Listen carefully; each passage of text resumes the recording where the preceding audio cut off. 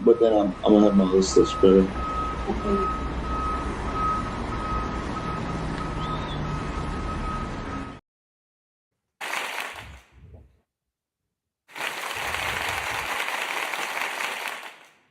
Yeah, ladies and gentlemen, thank you for tuning in. Boxing Rush Hour Show, live edition. I am one of your hosts, AG, founder of FightsATW.com, and my other host is Zachary Ochoa, professional fighter. What's the deal, Zach? Everything's a deal, man. Just just living life, busy. You know how it Yeah, goes, man. yeah. I see you got some photos up there. Yo, We got boxing been Roberto cooking, man. Duran. You cooking over there? We got Roberto Duran Yes. versus Sugar Ray Leonard, signed by both of them. And then we got a classic one, which is Frank Sinatra and Rocky Marciano. Nice. Rocky Marciano. Nice. What's shaking with you, man? What's happening around your parts? Everything's happening, man. You know, trying to fill these big boy shoes and all that. You know. Yeah. We have it's a big week this week. We got Fury-Makhmudov. They just finished Xander and Ennis presser in New York. In at the Barclays Center. So it's a lot going on, man, and a lot to catch up on. So let me first send this out real quick. But what are you most excited for? Was that? I want to know how you feel. Oh, I'm feeling marvelous. I'm feeling marvelous because it's a beautiful day outside. Everything is up. Everything is right, and we got a heavyweight battle this weekend, man. And it's nothing like having the heavyweights on because it gets that mainstream traction, that mainstream attention. And people just love tuning in to the big boys pause when they get in there. You know what I mean? So I'm just excited about that and seeing what's cooking, man. Your boy Teo is no longer on the top ranked website. There's a lot of things going on, man. A lot of things going on. Let's start there, I guess. So Teofimo Lopez, shout out to my man Boog. On X, he pointed out, he was like, yo, Teo's not on the top rank website anymore. And Top Rank is really good about that. They're like, if you're with Top Rank, you're on the website. If you're not on the website, you're not with Top Rank. And so looks like Teofimo Lopez is no longer with Top Rank. He's been at the Zuffa shows. His manager is Keith Conley. We're going to get into why that is important here in a bit. But there's been talk about Ryan Garcia versus Teofimo Lopez as the next fight for him. Are you a little surprised that Top Rank didn't keep him? And where do you think that he lands next? I don't know, man. I'll be honest. I mean, I'm not that surprised because once you join up with certain people and teams and everything like that, you got to understand like Keith Conley, great manager. You know, he just won Manager of the Year, right? Well, I guess what he had again, it was with Top Rank. They departed. You know, same thing with Tio right now. You know, you got to recognize the pattern. So what's happening is basically somebody's looking out for Tio where. Not saying it's good or bad, I don't know, but looking to see what's Tio's best interest. How can we do better for Tio? And obviously, Top Rank ain't gonna have nobody on their website if they're not a part of them. So, and Top Rank's PR people are very good, like really good, and they're on top of it like this. That means it was done very quickly. It was recent, and I don't know. I think Teofimo Lopez versus Ryan Garcia does happen, though. I'm gonna be honest. It definitely does happen. It only makes sense, and it makes a lot of dollars, and it makes good sense of who's back in the mix. And then the loser could always fight somebody else. I like it. It would make a lot of money, but let's see who puts it on, though. Yeah. I think I like it. I could see Teo definitely signing with Zuffa, and then Zuffa being involved in a ring event. So Teo wouldn't necessarily be. It wouldn't necessarily be a Zuffa event that he would be a part of. I could see him being part of like a Zuffa ring event, and then that being versus Ryan Garcia. So, yeah, I mean, somebody made the comment of, you know, he's no longer with Top Rank. Seems like nobody really cares. That could be true. But he's been quiet. He hasn't been out there. Look, everybody's got a personal life. People got shit that they got going on. And sometimes they just need to break away from stuff to take care of those things. That's a fact, man. He's got the up and down relationship with his wife. One day they're getting divorced, the next day they're on a honeymoon. Like, so who knows, man? Who knows what's going on in his life? Yeah, and when you promote a fight so big, like with Shakur Stevenson and everything like that, and he was doing all the promotion. Shakur wasn't really doing it; he was pushing it. You tend to want to take a break, spend time with your son, your family, and chill out a little bit, and also make moves behind closed doors that people don't know you're doing. So Teo's not a dumb kid. Yeah, that he is not. And speaking of smart individuals, his manager Keith Conley just had. They announced today that Zuffa Boxing signed Edgar Berlanga and Richardson Hitchins. Now, this is where things get a little interesting because the press release says that they will be still fighting in their respective weight classes. Now, Zuffa's business model has been the 8 weight classes, which both of them compete in weight classes that aren't in the original 8. I'm 47. So what are they going to compete at their respective weight classes, or is that going to change? Because we've seen this where like they say one thing and then come to find out it happens, something else goes through. So I did reach out to the IBF to see what they're getting out of it, as far because Hitchins is the champ, right? So just trying to figure out did they get it contacted, what the deal is. But initially it looks like this is straight through. I just feel like this could potentially be a situation where there's more confusion, a la Jai Opataya. Talk to me. Oh, you said it. Jai Opataya is a perfect example. It's going to be almost the same exact thing, but I think that the manager Keith Conley probably did his homework to see what's going to happen with this belt, because he doesn't want Richardson just to lose his title just because of that. So maybe they're working things out. Who knows? Or maybe they're risking it, the gamble. Now, as far as the weight classes, these guys eating too good to go down in weight. You know what I'm saying? You get money, you start eating real good. After he's going up to 147 if he has to fight at one of those weight classes, 135, 147. It's the same thing like the amateurs. 147, and then what's his name? Berlanga. Edgar, he's gonna fight the weight class above, which is after 168. What is that? 175. 175. And because Edgar's a big boy. Yeah, he's big. He's big, bro. He was one of the smallest guys in the gym, and he's the biggest dude out there in the gym right now. You understand? And he spars a lot of heavy guys as well. It's not like he can get work from just any 160-pounder, anybody else. He spars heavy dudes. You know what I'm saying? So that's going to be interesting to see who they fight and them at that weight class, to see if maybe the power and also speed on Hitchins does it carry at 147. Yeah, and this could also be Zuffa, the selling point on the package could be Zuffa trying to go to New York for an event, and now you got Edgar and Hitchins being the co-headline for that event in New York for the first Zuffa event. That would only make sense, though.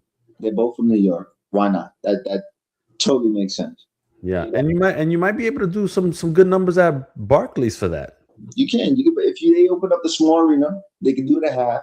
They did it one time when Saddam Ali was one of the first people to do his own little show there, and they put it half. And it can work out, and people would come. Why not? Yeah. People would definitely show up. Yeah, especially for sure. The opponent got to be right, though. That is where yes, right. Yeah, that's where things are going to be interesting. All right, listen. Last weekend, Deontay Wilder fought Derek Chisora. Yes, it was a war. There was some people that were like, "Oh, it's fight of the year." No, like stop it, pump the brakes.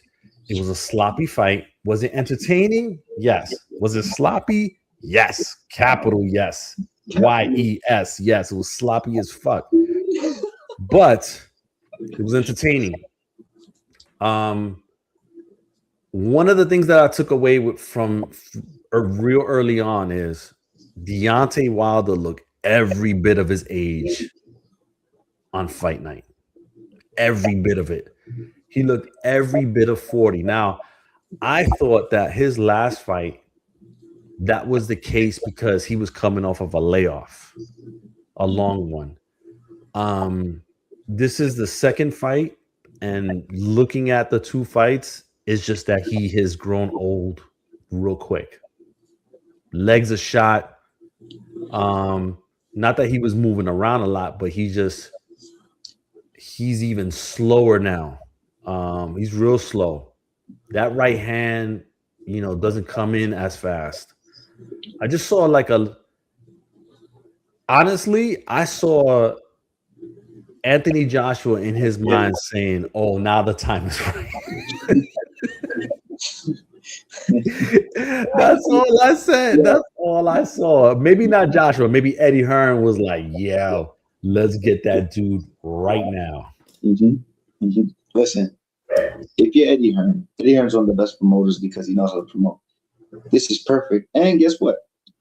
Deontay can't take no shame to it because he's going to get an ultra payday. Ultra payday. And he has an eraser. Not as effective as before. It's got a little bit of stuff on it. It's like it erases a little bit, but the eraser's a little dull.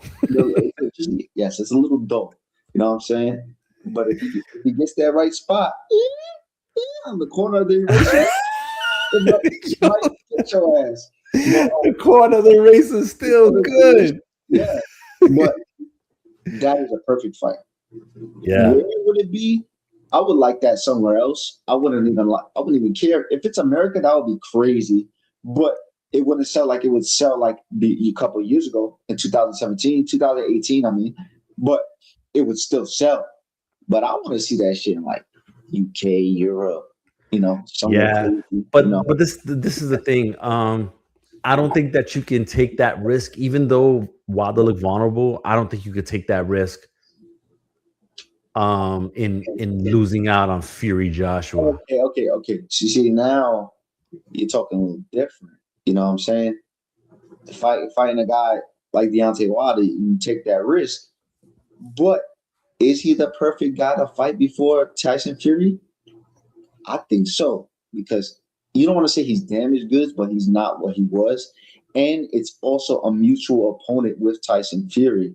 So measure it up. It only makes sense. But fucking Anthony Joshua, get in there, do what you got to do, bro, so you can get that fight. And if Deontay Wilder wins, Deontay Wilder versus Tyson Fury again. And it will happen because that would be crazy. Yeah, and I think that it's a good second option, because if let's say Fury loses, right? On Saturday, then you do Joshua Wilder next, because that's the next biggest fight. You got to. Yeah, everybody was clowning afterwards because Wilder and his girl was walking in front of Wilder. She did like a double take to Joshua.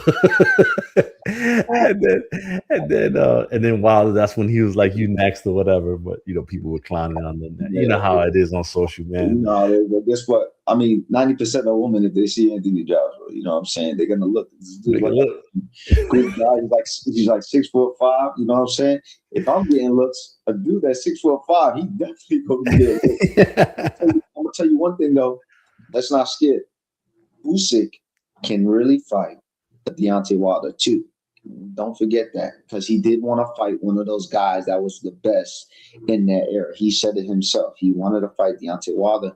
And if Deontay Wilder is up for it, who knows? It depends how Usyk looks in his next fight. And it depends how Tyson Fury looks. But I'm loving the round robin that's going on here. Yeah, for sure. Tim Tszyu. Speaking of guys that look like they lost a few miles per hour on their fastball, Tim Tszyu, he looked pretty good, but I hate to say it, but I feel like those wars have caught up to him. Tim Tszyu, I like Tim Tszyu. I like his attitude. I like when he first started, he was being his own person. He wasn't trying to be like his father and everything. But he got pushed on that button, and then everything changed for him. When you do get viciously beat where you quit, not the corner, where you quit, it says a lot. And I like that he's trying to reel Earl in for a fight, and most likely they will fight, of course. But Earl, no matter what happened to him and ring rust, all that, Earl is a dangerous fighter, and he's not coming in to play around.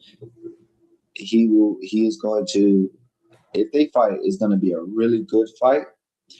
But I do not see him lasting with Earl Spence. Yeah. I what I saw was a Tim Tszyu that was a little bit hesitant. He wasn't as he wasn't as heavy on the front foot.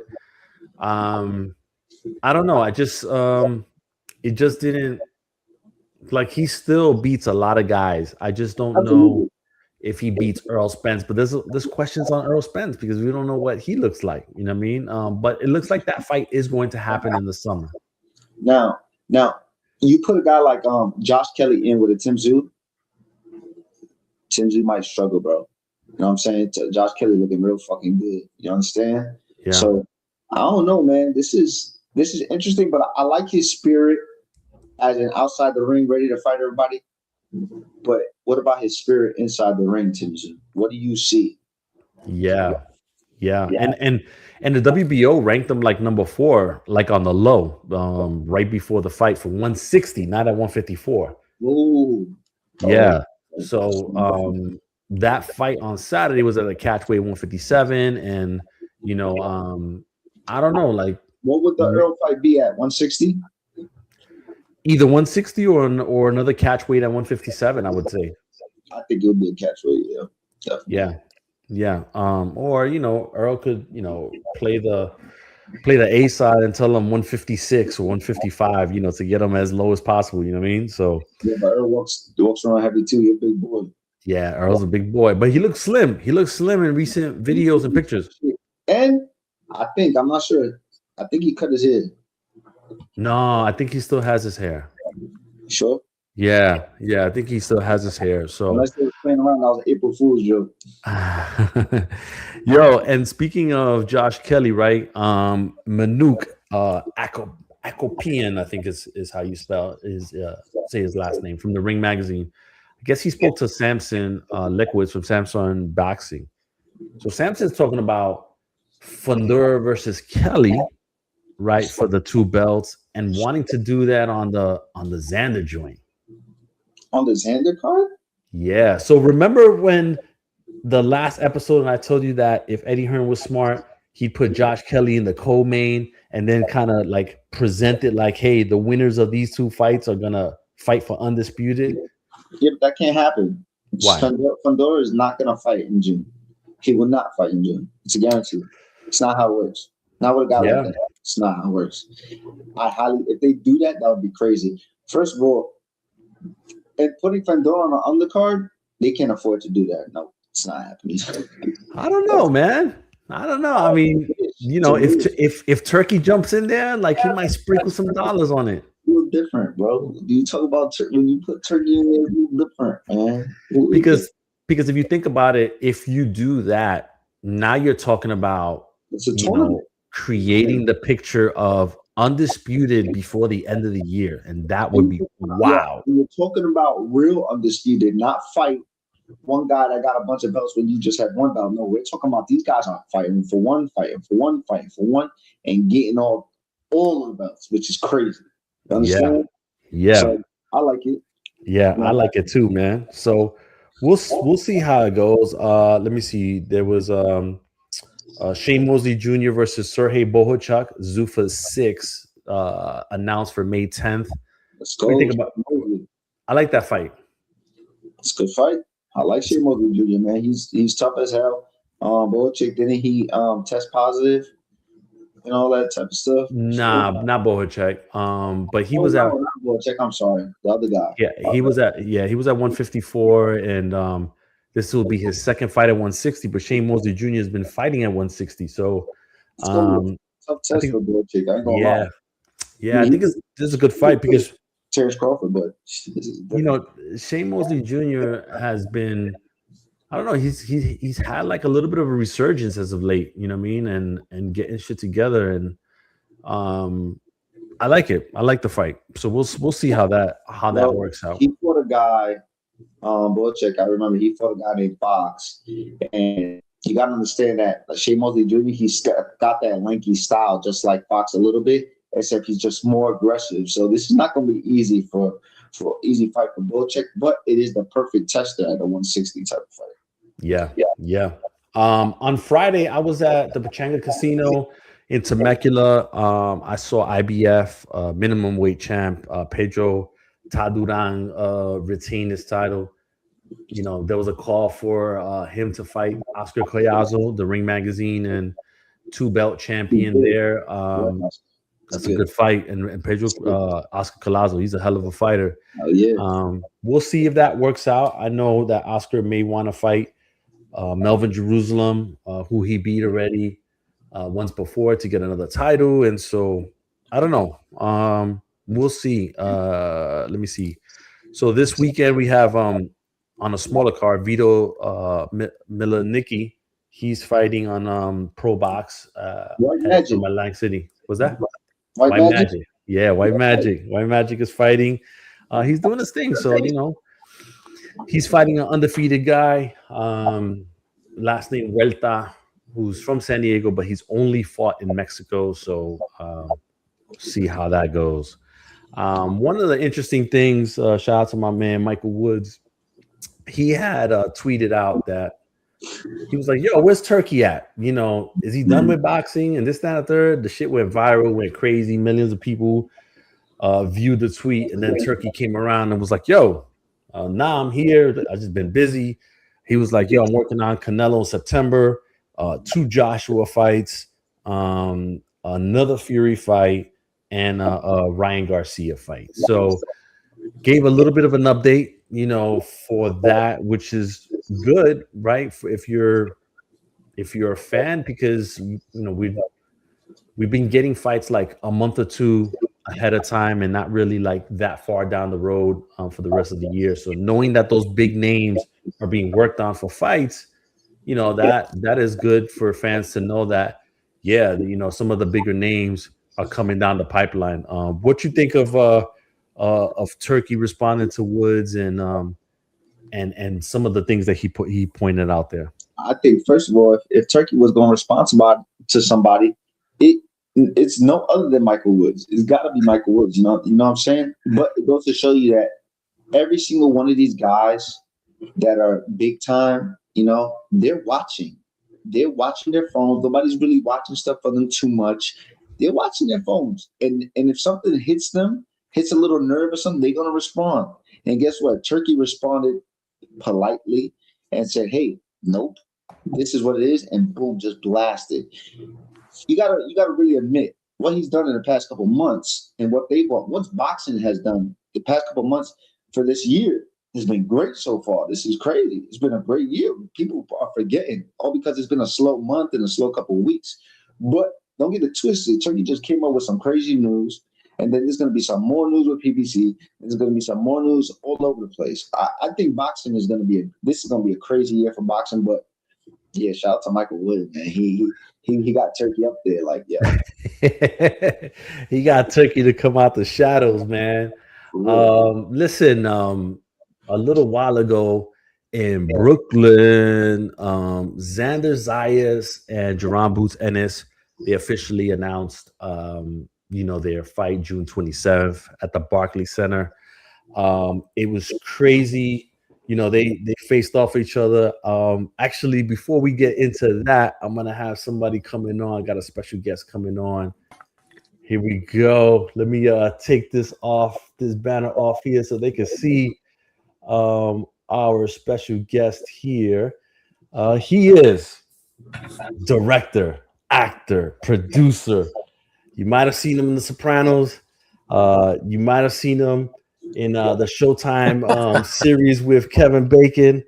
You might have seen him in the indie movies that he produced and directed. Malicious, Bastard Son, City on a Hill is the show that I was referring to. He's got a movie coming out called Dirty Hands that Saban Films is putting out, and he's also a veteran of the Army National Guard. I could keep going and going and going for like the next 20 minutes if I needed to, but our guest is Kevin Interdonato. How you doing, Kevin? Hey, what's up, man? Hey, Zachary, how you doing, man? It's a pleasure. How you doing? All right, brother. All right. I should have you as my hype man, man. My God. Wonderful intro. How you doing, man? You got that down packed, man. Yeah.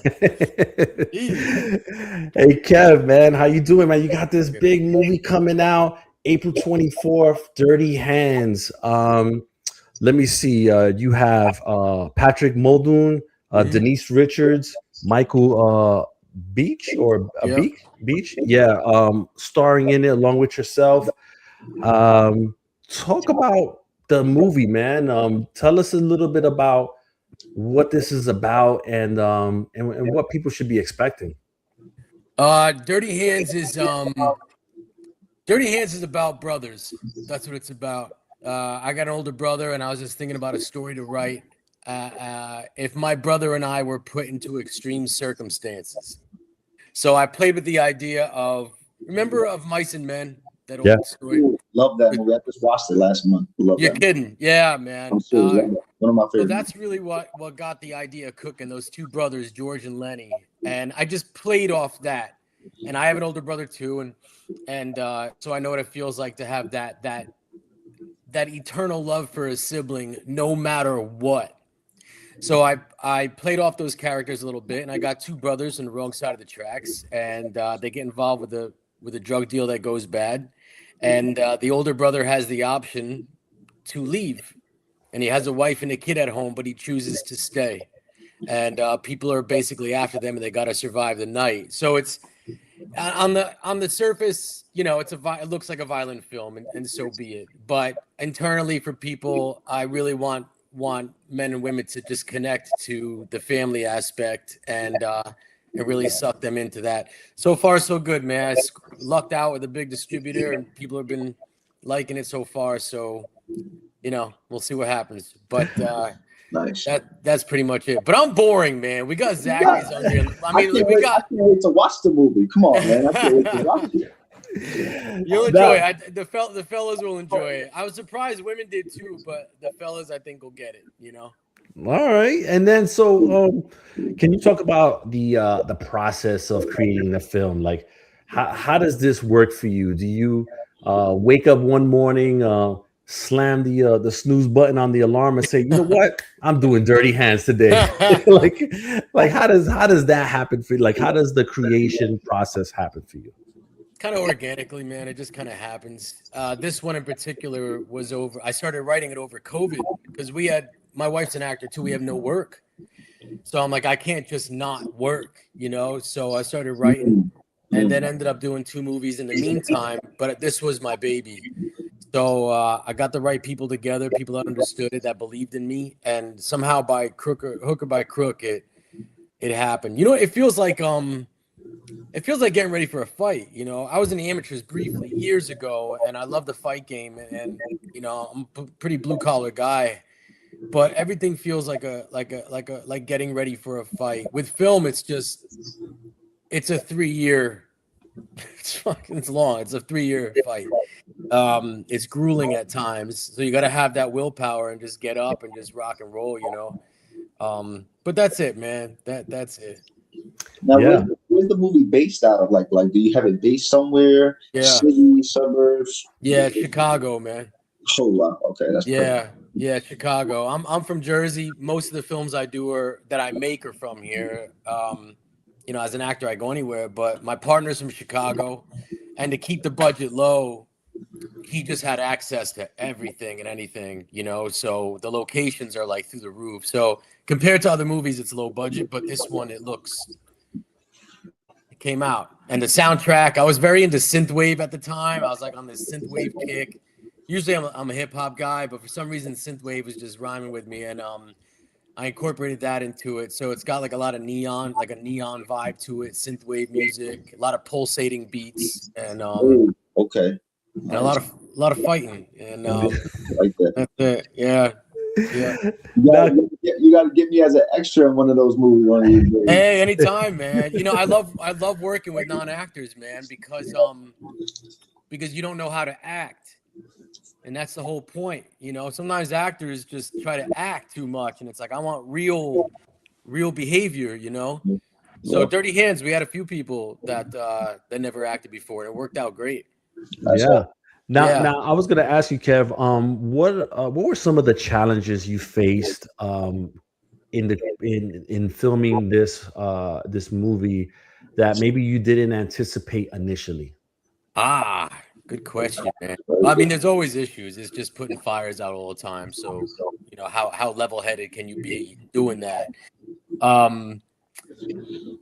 One of the biggest issues was, which is not a bad thing, is just lack of money. You know, we had a certain amount. I was blessed to have it, but wanting to do more, you can only do so much. So the challenge is really asking for favors, which I don't like asking anybody for anything. But when you got that much riding on you and people's investments and whatnot, sometimes you got to humble up and be like, hey, man, it is what it is. So of all the challenges, I'm not going to complain and cry about that stuff, you know, but if anything, the hardest thing for me is asking for help, you know. That's hard for me to do as a man, regardless whether I'm making movies or not. Other stuff, man, you know, no problems, just solutions. You know, you just got to drive on and do your thing. So that was really the only thing. And that's not out of the ordinary. Like, you know, even the biggest films, they always have to go back and say, hey, we need more money for this and Yeah, that. So I mean, it's something that happens all the time. yeah. I never needed more. I ain't gonna say it. I never needed more. It's just, you know, when you're in that creative zone, you just want more. You Yeah. know, and like, okay, what can I do with this scene? You see like the whole street and the two guys running down the block, and something happens, and it's like, oh, I can't. It's gonna be $5,000 to block that street. I gotta pay for two cops just to stand there. I'm like, all right, let's just wait till 3 a.m. when no one's around, you know. And It you know, changed the whole scene of the movie and everything. yeah. So I rob a lot of shots. I got no qualms about saying that. It is what it is. That's another problem. Not everybody's down with that, but it's like, hey, man, if you don't want to be a part of this, maybe just go get a snack for a couple hours. We'll go bang this out, and you know. Yeah. Oh man. You know, lastly, like, why should people watch this movie, and how will it be available? Because that's always important to know Yep. where they can watch it. Not, you know, knowing why, but also where is just as important. It's going to be on Amazon and Apple TV, Nice. Fandango, all those streaming platforms. But Amazon and Apple are really the bangers, and all the cable providers and stuff. You know, it's funny, Abe. It's like there's different reasons why people are in this business. I don't give a damn about stardom, anything like that. Stars are stars for a reason. They're smart. You know, they stay stars because it gives them more value and whatnot, which is great. That's not my thing. I just want to move people. So if I can give what I got in here and put it on screen, I just want as many people to be moved as possible. And I think especially with this film, people will walk away saying, damn, that was good. And then That authenticity is very important, and I feel that from you and everything I'm hearing from you. Now, I got one question. Do you think that you need to have that good film in order to break? Not saying you're not going to break, but in order to break through to the other side, maybe that mainstream. Do you think you need that film, and do you think this film might be it, or you're just hoping to put your best into it and see what happens? Yeah, I did put my best into it. I can honestly say, because that's a fear of mine, not doing my best. I can honestly say I gave it my all. And yeah, man, there is a break to get to other levels in this industry. And if enough people see this film and it pops off, then yeah, that will do good things for me.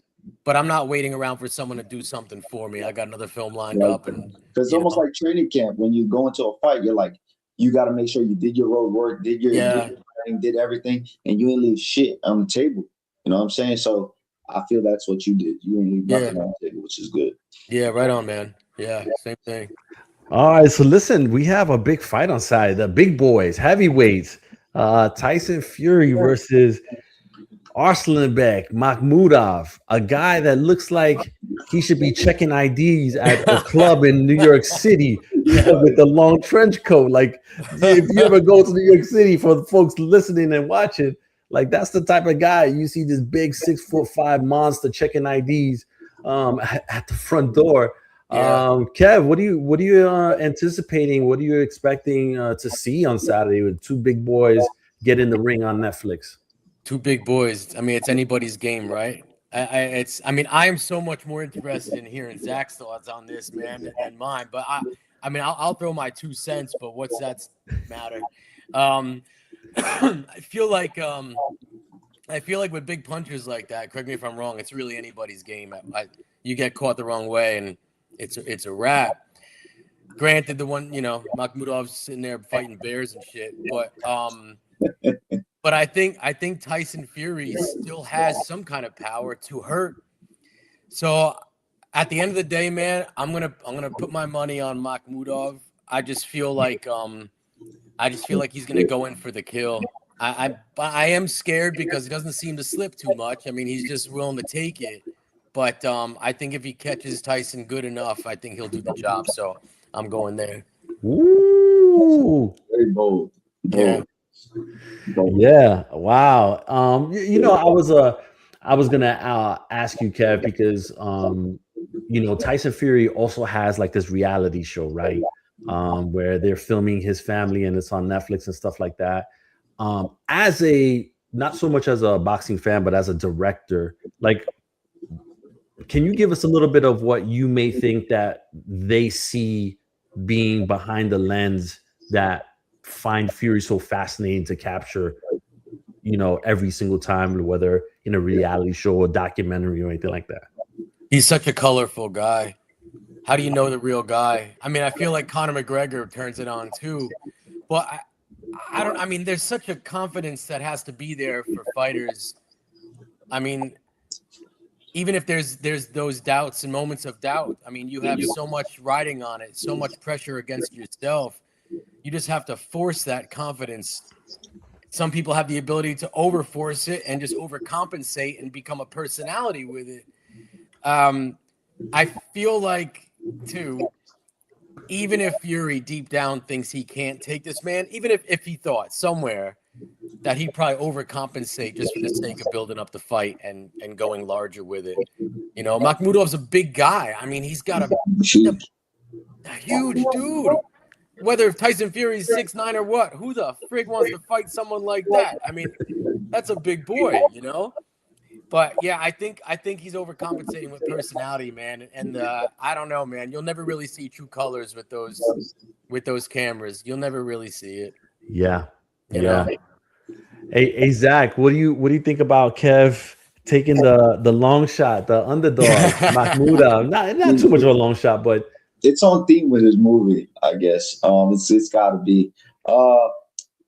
Well, basically, anybody can win when it comes to heavyweights. Like you said, one shot, it's over. Anything can change the whole fight. You've seen it with Rockman and fucking Lennox Lewis. Like, things like that happen in boxing. But yeah, the one thing I can't say that can support his decision on picking Makhmudov is, does Tyson Fury still have the trigger? Can he still pull the trigger? Because he's got all the crazy abilities for himself as a heavyweight, but he's been through some wars, man. He's been through some tough fights. Deontay Wilder, the Usyks, everybody. So I don't know, but if he can pull this one off, and if he's training hard and he's doing his thing, I see him fighting Anthony Joshua next, but can he get past Makhmudov safely and easily? I don't think so. I don't think it's going to be such an easy fight like that. I think it's going to be a rough fight, but I feel Tyson Fury will win.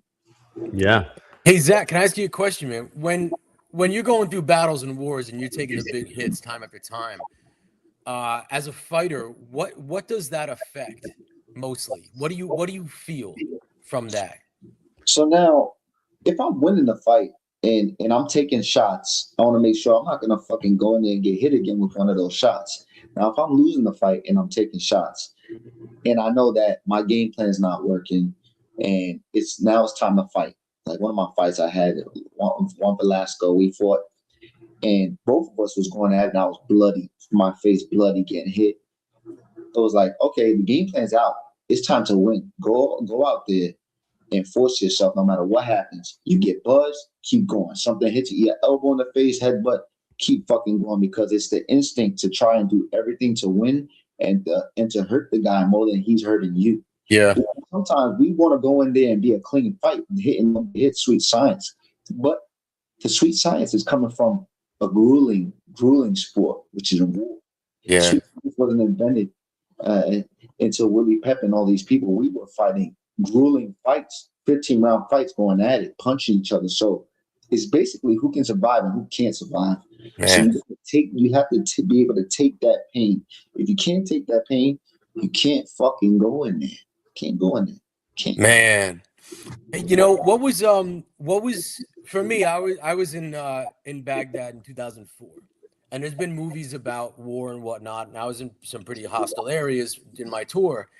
And there's one movie that stood out that really captured it. The mind of a soldier, the mentality, and like that real, like the insight. And that was called Hurt Locker. You guys ever see that? Yeah. Oh, I haven't seen that movie. I've heard of it. Yeah, I saw that movie. Yeah. Hurt Locker. That caught it. What boxing movie, Zach, catches the mentality of a fighter? The closest. Rocky 1 is just legit, bro. Rocky 1 is real, man. Yeah.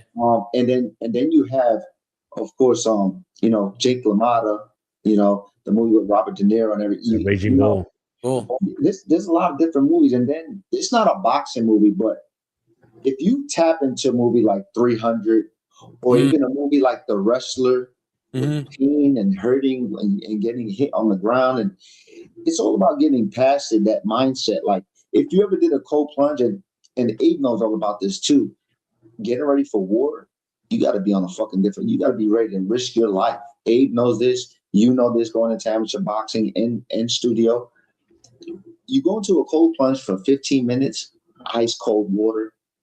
You can't just get out and pussy out. You got to stay in there till it's calm, till you're good, and take that pain. Yeah. And that's how it feels when you get into the ring. Once you get into the ring, all the nerves, everything. Sometimes I don't even want that entrance. I don't want them to say my name, nothing. I just want the bell to ring and we fight. Because the real fight a lot of the times is before the fight. It starts itself. So mentality is very important. That tunnel vision. Yeah. Hey, for those that are just joining us now, Dirty Hands comes out April 24th, Apple, Amazon, distributed by Saban Films. This Kevin's movie. Definitely go out there, support it, watch it, do what you need to do, purchase it, however you want to do it.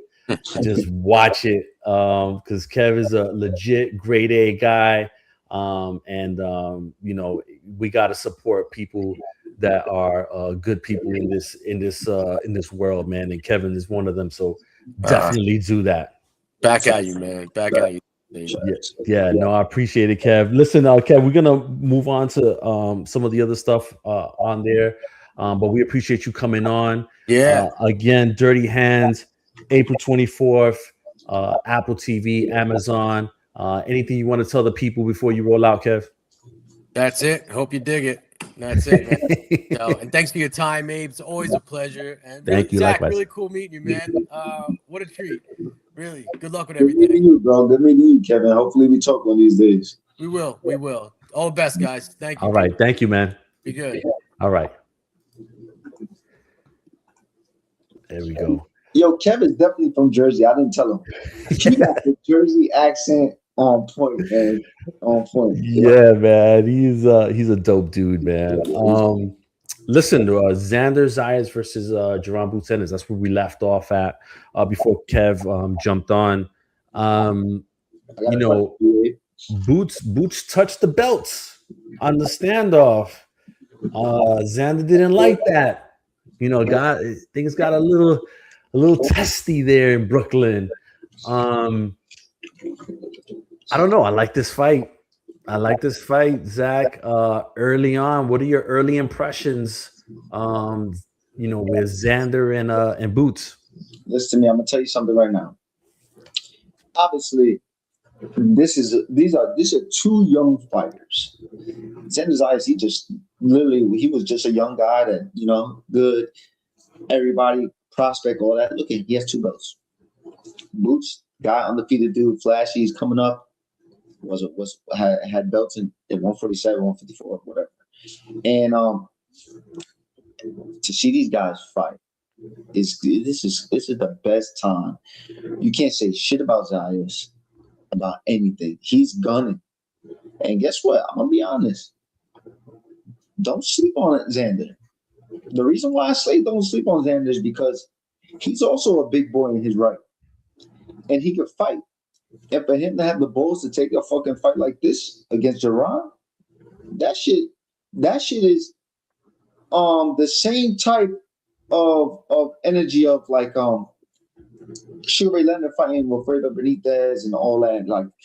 This is the shit that guys are made for.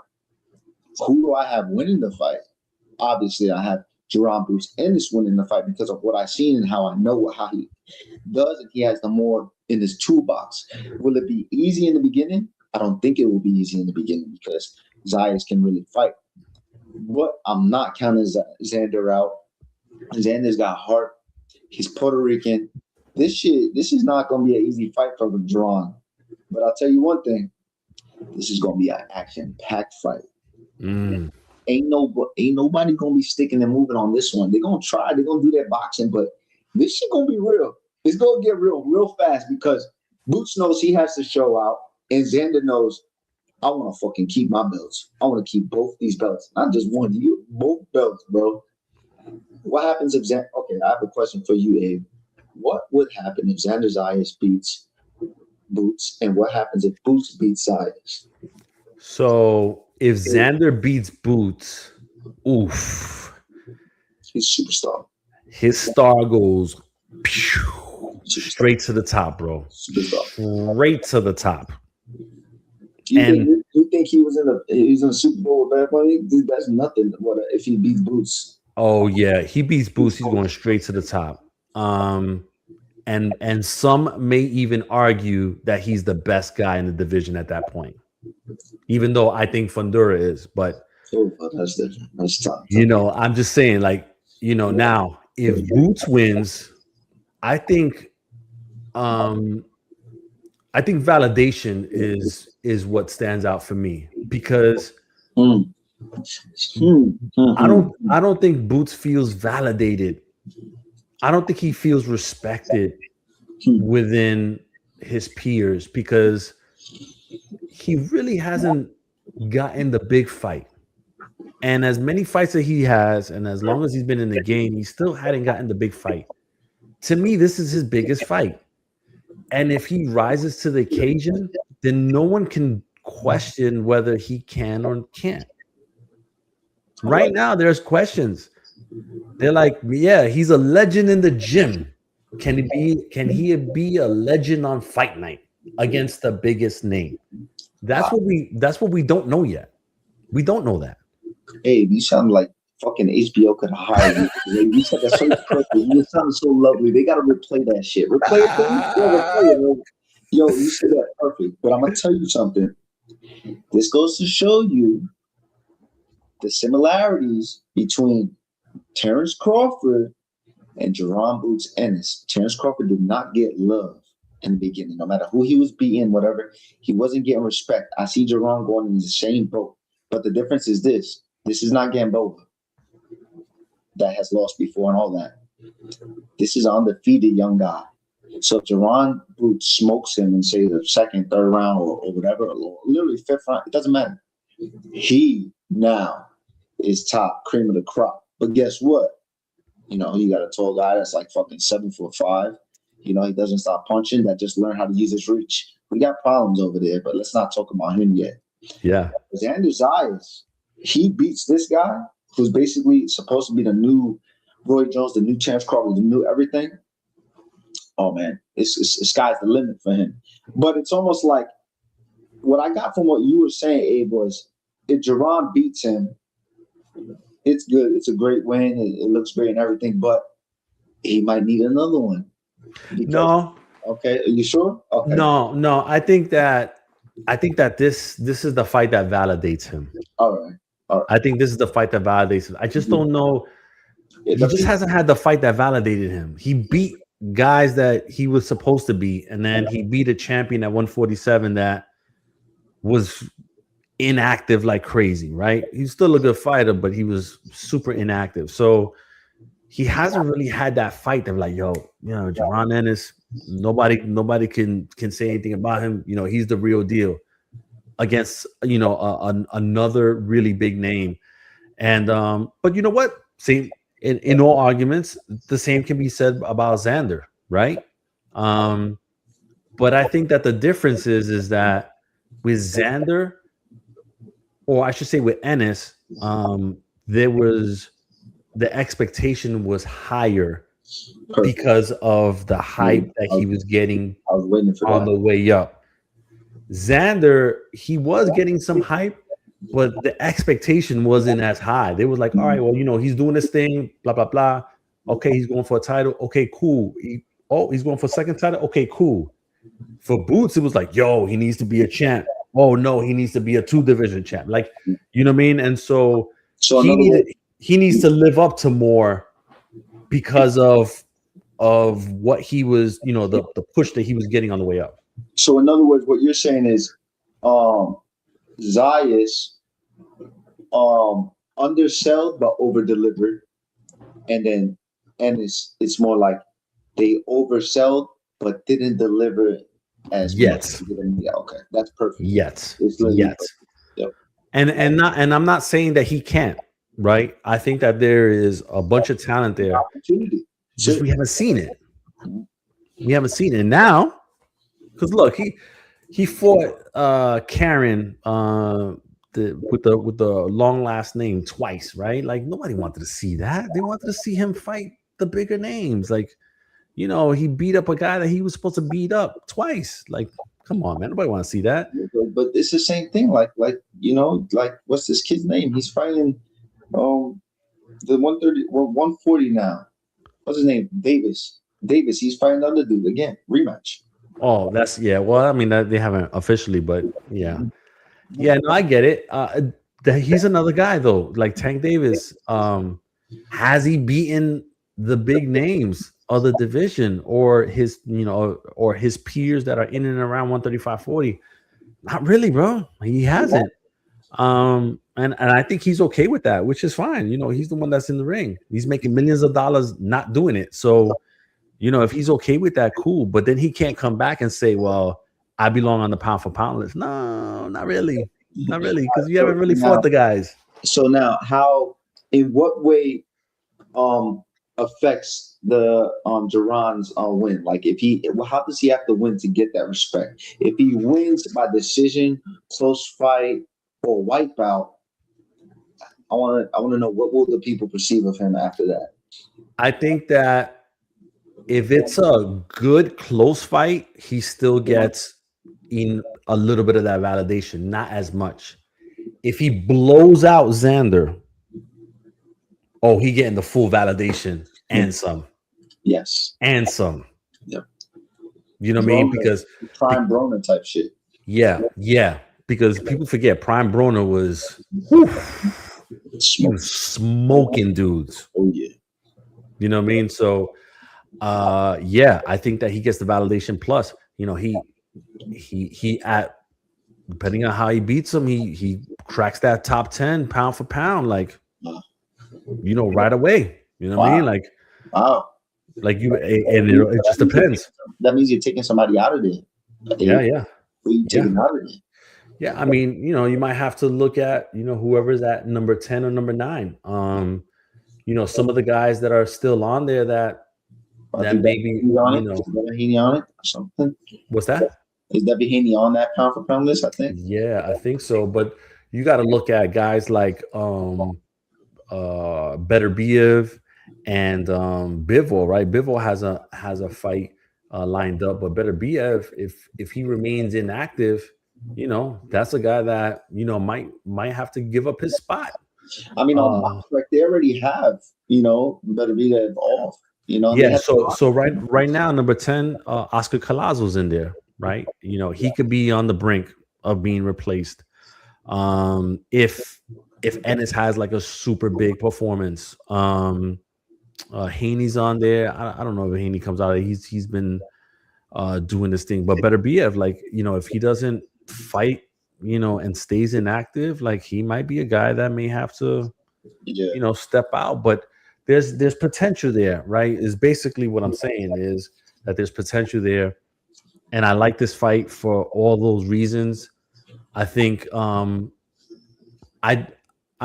hope that it gets the attention that it's supposed to get, because during that weekend, they're having a World Cup games in New York, and so there's gonna be a lot of attention to that. The World Cup is a pretty big deal.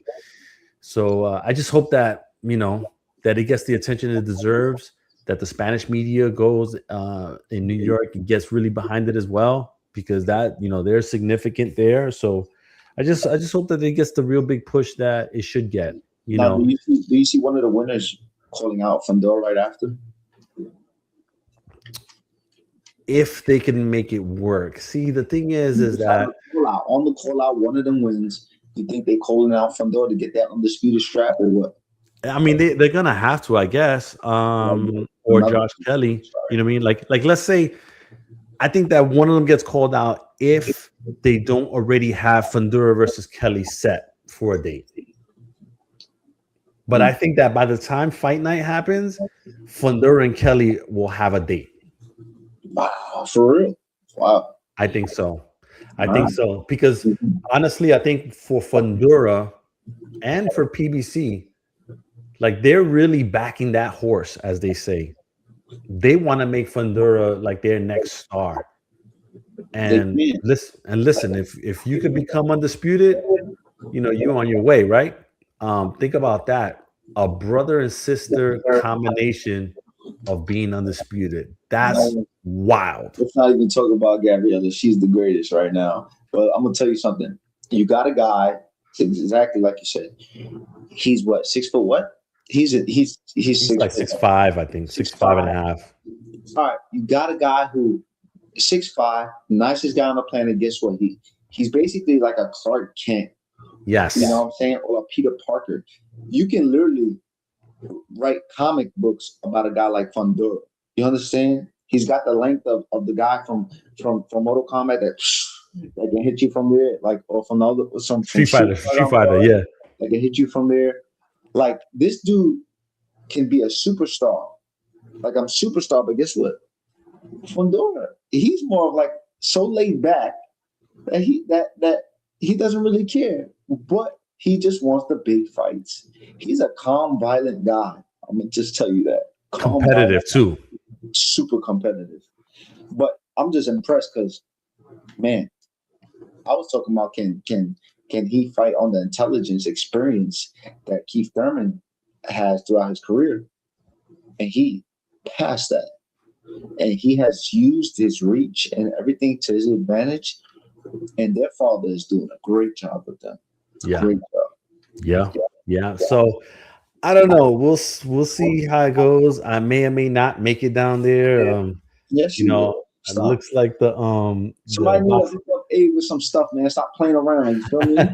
The Voxy Writers Awards dinner may be around that time frame. So if that's the case, maybe I might make it down there. I don't know. We'll see. We'll see how it goes.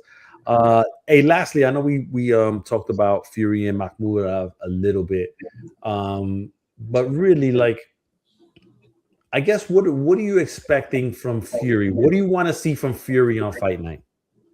I want to see a good jab.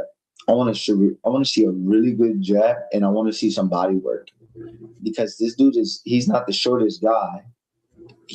Tyson Fury's used to fighting way shorter guys. This dude, he's not so short. Same eye level. Same eye level and Anthony Joshua type of shit. I want to see Tyson Fury throw some good jabs, go to the body, then start really, really cracking upstairs and really making a statement with his power. You understand?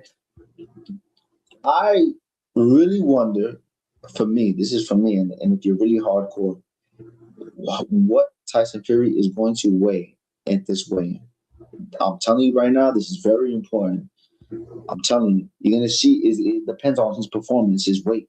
Because he has certain times he fights, if he's super, super heavier, he fights a little sluggish, but he'll lean on you. And if he catches you, he can hurt you. If he's too skinny, he can run around, but he might be a little fragile. I don't know. Makhmudov is big, so and I tell you, on the flip side, Makhmudov, even though he got beat up 3 fights ago, since then, his promoter was about to drop him. Basically, had that real talk. Was like, "Yo, if you don't step your game up, I'm dropping you." And since then, he had 2 really good wins, a majority decision, I believe, and a TKO.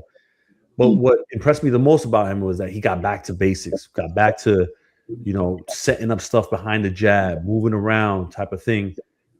And I think that, that can give Fury problems if he does it from a distance, right? And Fury can't get inside. Fury used to be really good with the feints and the head movement and stuff. I feel like he got away from that a little bit in the last 2 fights. But if he can get back to that, then he can give Makhmudov some problems and slip something in between one of those shots. You know what I mean? If he's got the head movement that he's used to. Too. He throws good uppercuts, Tyson Fury, man. But yeah, that elusiveness, that's what we need to see from him. We haven't seen that in a little bit. Yeah, and then also he said he trained himself for this fight. Who said that? Fury. Okay, well, I wouldn't doubt it. I'm gonna be honest. Tyson's not one to play around with that. And guess what? He, not in somebody's business, but him and his father, they, arguing and stuff online. They, got John Fury saying certain things, but Tyson Fury, he would do some shit like that. Now, will it backfire? Who knows? It depends how it is. Maybe it can benefit him. Who knows? Maybe less pressure and doing the way he wants to do things. So we're not gonna see, but it's very interesting you brought that up. Yeah. But I mean, I still I don't know, I saw clips of him and Sugar, at the presser and all that. So I don't know, Sugar. Yeah. I mean, I don't know. I guess we'll have to see how it is, because I tell you, he is super unpredictable, man, and you just never know what you're gonna get out of him. But he needs to come up big. How does Makhmudov win this fight? What's that? How does Makhmudov win this fight? What does he have to do? I think it's behind the jab, and he needs to have Fury on the back foot and maybe even on the ropes. And really, wail off on him, get some body shots in there, but get him on the ropes, because that's how Usyk caught him, was on the ropes. And so if Makhmudov can get him on the ropes and hit him with a shot, even though Fury is going to lean back on those ropes, if he can still catch him, he's got them long arms, I think he could hurt Fury. But if he hurts Fury, he has to go for the kill. He's not getting no decision. He has to go for it. So I think that in the first 5 rounds, if Makhmudov isn't dictating the pace and up, I could see him just going for it after that. Wow, that's okay. Wow. Yeah. That's bold, man. That's bold. Yeah. You probably do it. Yeah, I mean, and yeah, I mean, he's got a good trainer in Ramsey behind him. You know, Eye of the Tiger is a solid promotion, and you know, they take care of the guys over there, and so out of Canada. I think that Makhmudov is going all in. You know, this is make it or break it for him, and you know, we'll see how it all works out. But in the end, I still think that Fury gets his hand raised. I feel. But Fury is also in that Jaron Boots-Ennis kind of, you know, window where if he smokes Makhmudov, oh, now you're talking about that Joshua fight? Yeah, bro. So it's the same thing, bro.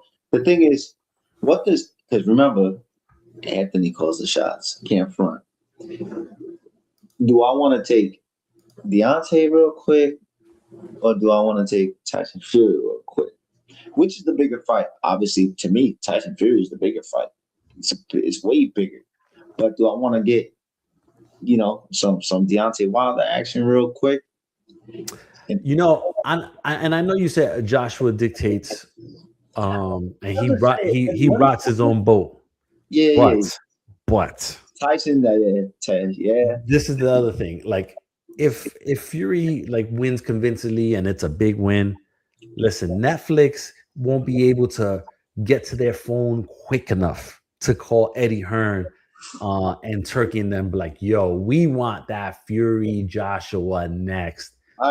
How many zeros do we need to put in this check? Relax, bro. You really beat me, all right? You beat me on that one. You beat me on that. You snuck that in there. That Netflix shit beat me. Smoked me with that. Yeah. Yo, right. They're gonna be like, yo, how many zeros do we need to put in that check? And it's gonna be big. It's gonna be big. And you do it in September. You can mess around and have 2 Netflix events in September: Mayweather Pacquiao, Fury Joshua.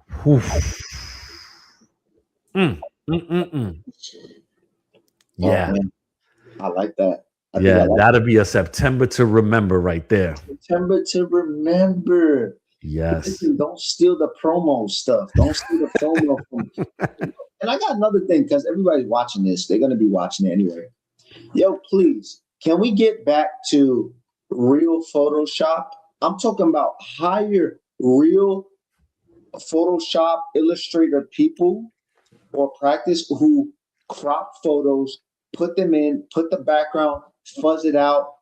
Mayweather Pacquiao, you know, all these great posters that we've had.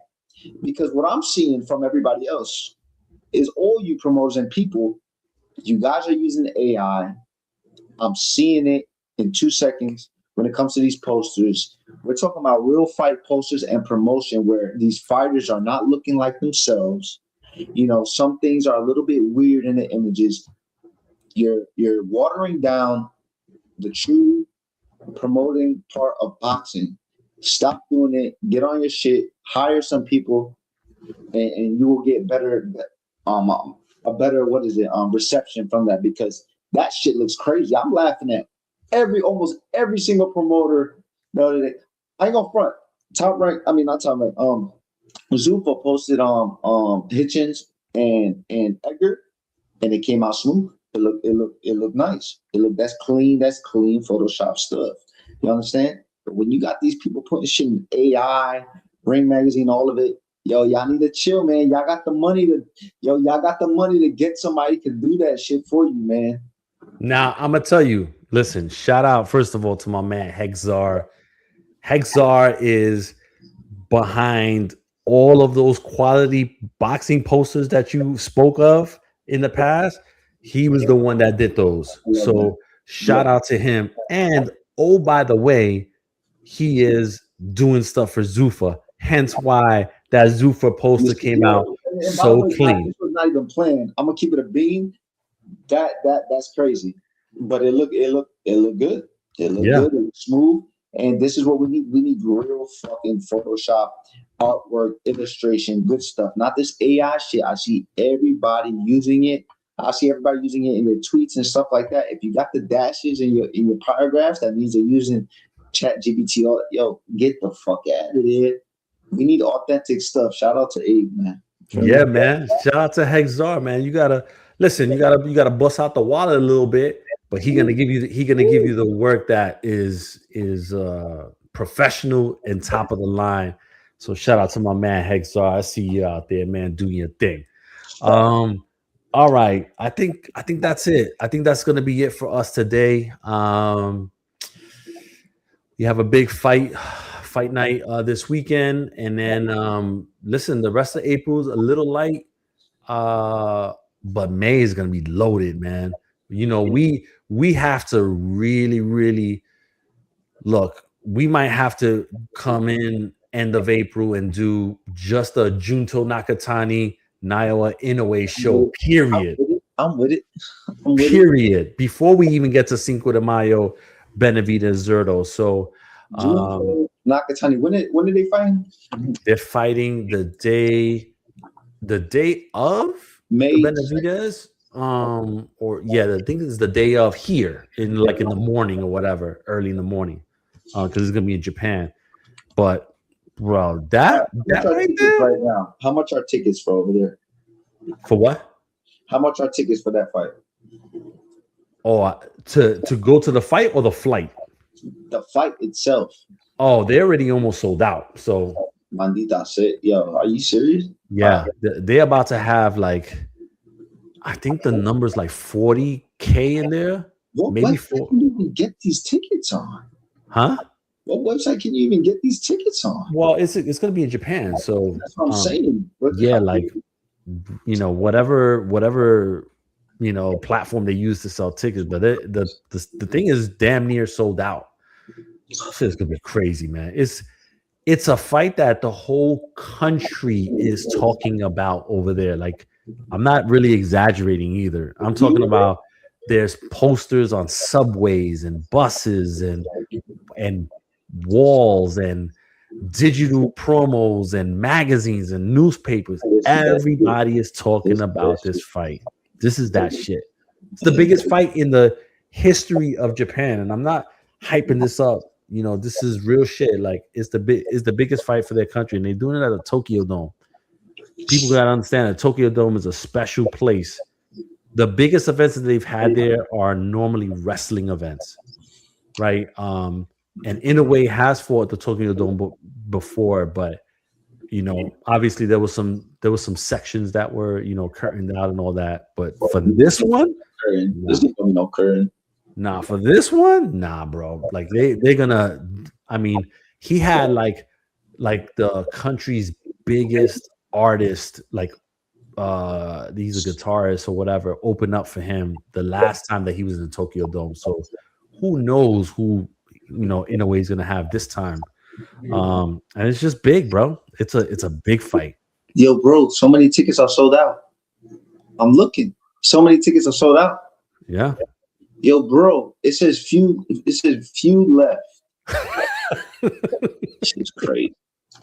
What is the Japan dollars yen? What's that? Japanese dollars yen, right? Yeah. Yo, you know what's crazy? You know what I gotta do? That's what I need to do. That I'm glad you reminded me. I think I need to go to LA and go visit Junto at the gym.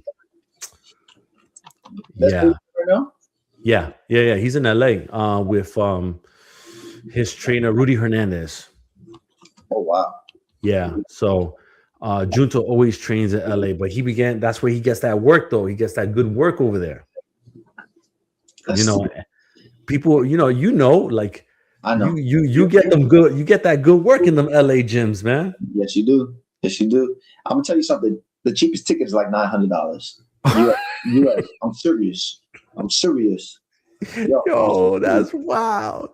Yo, it says $880 sold out already. $913 is the least one. Then you have a $1,600 ticket. Then you have a $2,000 ticket. You feel me? Wow. I'm serious. This is wow. This is big time. Yeah, it is big time. And your boy's gonna be in a few of the magazines out there. So if you're in Japan, check that out as well, man. Stop playing with me, bro. Yeah, man. Yo, it's just crazy. So we're gonna definitely have to do a dedicated show to that, and then Zurdo And then there's some more stuff in May, man. So and then we roll right into June. And who knows? Maybe Zach and I show up to the Barclays Center in Brooklyn in June. Just have to. Yeah, and we might just do a live show from the front of the Barclays Center. Are tickets on sale yet or no? They're going on sale soon. I saw the Let me pull that up real quick while you said that. You get credential for that for you. Hold on. Let me see. Let's see. Tickets. Oh, it says information on ticket on sale dates. Nope. Not yet. Not yet. Oh yeah. Wait. Yeah, we'll see. June. Hold on. On sale. Tomorrow they're gonna go on sale. Tomorrow. There you go. Yeah. There you go. On the Barclays Center website. Yeah. There you go. So it'll be good. I mean, get the tickets as you can, and I wonder if they're doing full or half arena. I wonder about that. If I had to guess, I would say full. And the only reason why I say that is because Boots did what, 12K in at the Wells Fargo. Yeah. Folks are gonna drive from Philly. That's not a long trip to New York, especially to Brooklyn. That's nothing. I think that they'll make that trip for that. And then listen, the New Yorkers are gonna come. They better. They're gonna come. Yep. And and I tell you, before we roll out, man, I feel like that time that Xander has spent with Felix Trinidad in the last couple months, I think a lot of that led to this. Because something that's truthful shit. And I say that because, first of all, Xander could have taken a voluntary defense. That's a fact. He could have done that. And that voluntary, this is a voluntary defense, but it could have been, somebody from like the top 15 or whatever. But I almost feel like in those conversations with Trinidad was probably telling you, hey, listen, you want to go to the next level? This is the guy. This is one of the guys that you need to fight. You want to be the guy in Puerto Rico? You want to headline the big room at the Madison Square Garden next summer? This is the guy. This is the type of guy you got to beat. If you can't beat this guy, then you can't be that guy. Facts. Wow, it's real facts. Because I'll be honest, the one guy that was looking promising, we're talking about born in Puerto Rico, Fidel. He was looking real promising, and then boom, ruined his whole everything. And we haven't had someone born from in a while that can represent like that. You know what I'm saying? You have the guys that are like me, Puerto Rican, Danny Garcia, all that stuff, but from, it just gives it a little bit, just a little different, you know what I'm saying? But if he was talking to Felix Trinidad, that's most likely what Felix Trinidad, whoever, you gotta fight them on it. You gotta, don't play it, because if you beat him, guess what? And if you lose, the guy's good anyway. You can fight again, whatever. That's it. But if you beat him, we out of here. And are you fucking kidding me? He will be in Bad Bunny's fucking music video. 2 seconds. Yeah, well, look, Bad Bunny's marketing company is the one that signed Xander. So, with that type of muscle, like this guy is gonna be larger than life especially in the Latin community. So this is the one. And I'm gonna tell you right now, like Trinidad will be at the Barclays Center. You could bet on that. He's gonna be at the Barclays Center. If he is, that's fire. He's gonna be at the Barclays Center. This is a big one. And you know what? I wouldn't even pass it by him that he walks Xander out. You want to know something? You know what would be cool if like Miguel Cotto went and shit like that. You feel me? But like Cotto, he in his own world. But like he in his own world. yo, that shit will be fire because Cotto was the last dude putting it real down, boy. For real. Almost like if all of like the like the legends, like Cotto, Trinidad, what's his name? Small dude, Manuel Lopez, or you talking about Ivan Calderon? Calderon. Yeah. Those type of guys sitting in the front seat, It's only right. It's only right. It's only right, man. And I don't want to see people, you know what I'm saying? I want to see good support for Zayas, and I support him, bro. I support him straight up. But who do I know that's gonna win? Who do I like? Boots. Boots gonna win. But that's what I feel. But is it gonna be easy? Hell fucking no. Because Zen is looking fucking sharp, and he's fighting with a chip on his shoulder, bro. And he might just break out this fight. Who knows? But it's gonna be a tough one. And I was gonna say, for the people that are watching, like, this is also because Zach has been in the gym with Boots, and he's seen firsthand what that looks like. So his opinion is coming from a different place than somebody that just has seen his fights. You know what I mean? So just understand that. Like I asked somebody after Fundora fight. I said, "Hey, who beats Fundora?" They said, and it stops him. Can't say who said it. And it stops. I said, "Oh, well, but we got to see the proof is in the pudding. Let's see what the pudding look like." You know what I'm saying? Yeah. So Zayas ain't nothing to play with right now. You got two belts for a reason. You understand? That's right. So I don't know. We'll see. Some in New York City look like it's gonna be sizzling. So we'll see how it goes. Get the chanclas ready. The chanclas ready. Man. Don't be surprised you see Mel show up to the fight. Yeah, a lot of these 154 guys, they coming outside. Barclays said, Mel's not a stranger to the Barclays Center. So people honestly, like, outside of Texas, like, New York shows a lot of love to the Charlo brothers. Big time.